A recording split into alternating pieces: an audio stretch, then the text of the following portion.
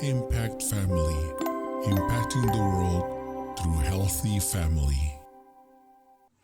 Shalom saudara-saudara, berjumpa lagi dalam Impact Family. Saudara, hari ini kita akan belajar bahwa kita itu harus menerima semua orang sama.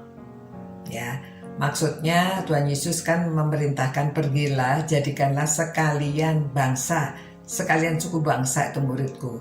Jadi kita tidak pilah-pilah pada waktu kita mau melayani, kita melayani siapa saja.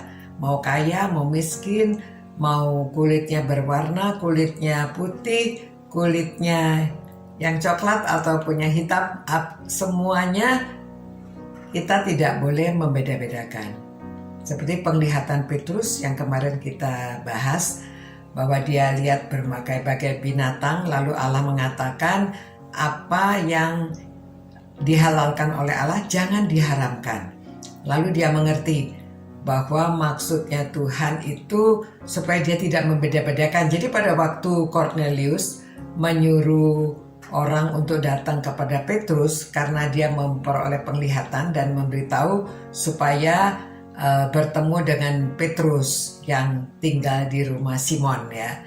Lalu dia dua orang yang suruhannya itu datang ke sana meminta Petrus untuk datang ke rumah Cornelius. Nah, Petrus ini sebetulnya dia merasa bahwa mereka tidak boleh bergaul sama orang non-Yahudi. Namun pada waktu dia diminta untuk datang kepada Cornelius, dia baru sadar ya, oh maksudnya penglihatan dia itu untuk makan binatang apa saja tidak boleh diharamkan. Dia baru mengerti, oh maksudnya Tuhan mau minta dia bertemu dengan orang non-Yahudi. Nah akhirnya dia menerima undangan itu, dia pergi ke rumah Cornelius. Nah Cornelius ini seorang yang saleh, seorang yang baik, seorang yang beribadah.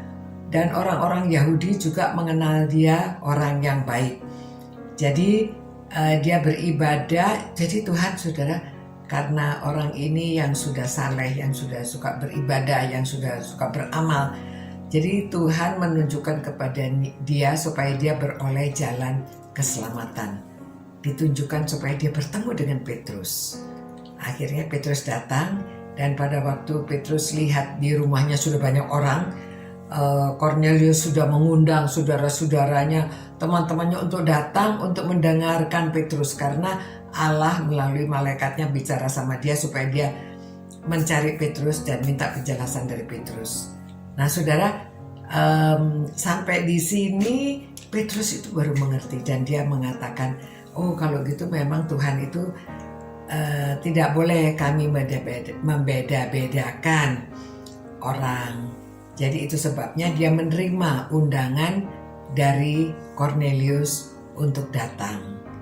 Nah akhirnya dia menjelaskan tentang ya sejarahnya, bagaimana mereka itu sampai bertemu dengan Tuhan Yesus ya, orang Nazaret, dan bagaimana Allah mengurapi dia dengan Roh Kudus dan kuat kuasanya. Dia yang berjalan berkeliling sambil berbuat baik dan menyembuhkan semua orang yang dikuasai iblis sebab Allah menyertai dia. Dan dia menjelaskan semua mengenai kehidupan dari Tuhan Yesus, dan akhirnya Cornelius menerima kesaksiannya. Lalu Cornelius serta keluarganya serta semua famili yang dia sudah undang itu datang. Dijelaskan bahwa Yesus juga mati untuk mereka semuanya. Nah itu sebabnya mereka karena sudah siap hatinya, sudah terbuka hatinya, maka semua kesaksian yang disampaikan oleh Petrus itu dia dapat menerima. Dan akhirnya Petrus mendoakan dan mereka juga dipenuhi oleh Roh ya. Akhirnya lalu di situ Petrus juga mau tinggal bersama-sama mereka.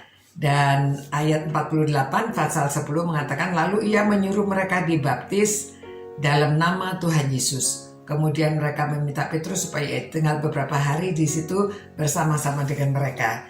Lalu mereka rupanya terus belajar firman Tuhan, mengerti lebih banyak tentang Tuhan Yesus. Nah saudara, luar biasa ya, Tuhan juga bisa memberikan penglihatan kepada orang-orang yang masih belum menerima Dia. Karena orang-orang ini adalah orang-orang yang saleh, orang-orang yang beribadah dan siap untuk menerima firman Tuhan. Sehingga mereka semua diselamatkan. Ya, mari saudara-saudara, kita siapkan diri sewaktu-waktu orang memerlukan kita, mereka minta penjelasan dari kita, saudara dan saya harus bisa menjawab dan menjelaskan tentang jalan keselamatan. Ya, kepada orang siapa saja, bangsa apa saja, dan statusnya bagaimana saja. Tuhan, terima kasih Tuhan firman-Mu yang menjelaskan supaya kami bersiap kapan saja ada orang yang memerlukan, kami dapat memberitakan berita keselamatan pada mereka. Terima kasih Tuhan atas kasih karunia-Mu. Engkau mau kami untuk menjadi anak-anak-Mu, untuk menjadi pelayan-Mu, sehingga kami dapat menjelaskan jalan keselamatan kepada orang lain. Terima kasih Tuhan, anugerah-Mu begitu besar. Demi nama Yesus Kristus kami berdoa. Amin. Selamat malam saudara-saudara. Mari kita siapkan diri untuk memberi jawaban kepada orang yang bertanya ya. Khususnya mengenai jalan keselamatan. Selamat malam. Tuhan memberkati saudara. Sampai berjumpa pula. Ciao. Impact Family, impacting the world through healthy family.